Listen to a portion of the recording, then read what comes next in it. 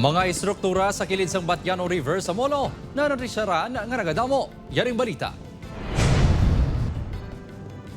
Makit-an sa sininga porsyon sang Batiano River sa Barangay Kompanya Central Molo, Iloilo City ang mga pamalaya ngayara na sa pangpang sang suba.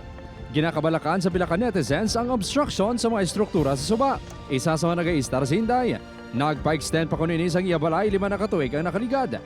Wala kunini sang maistaran rason nga nagapabilin sa lugar. Ginulat mo na namon. Kung mayroon ti okay, kung wala ti okay man. Ay doon naanad naman lang. Nanigulang naman ang 69 anyos nga si Emeline nga nag-i-star sa kilid sang suba. Handa man ini magpasayno kung may relocation. Di wala kami staran mo, lamang kami relocation nga nagpalyo ng kami da. Hindi rin kami ginpestar. Ako malang na hindi ginpestar. Kakulo karinderya ako di mo. Karinderya kapag Gamay lang galing. ang presensya sang informal settlers ang dakong risgo sa marine biodiversity sang suba. Kalidad sang tubig kag palangabuyan sa mga manugpangisda. Suno sa Iloilo City Environment and Natural Resources Office. Bisan 3 to 5 meters pa no, ang easement.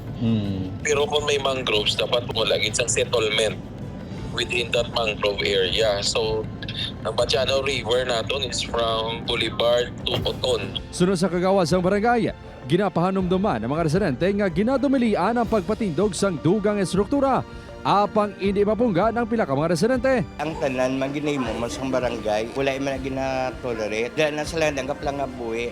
Doon, nag-time nga nag-abot, nga nakapamilya na sila, ang pamilya nila, nagpatindog naman sa tupad. Parayon pa ang pag-account ng Iloilo City Local Housing Office sa numero sa mga informal settlers nga lapaw sa 3-meter easement sa Batiano River kay amat-amaton sila nga i-relocate.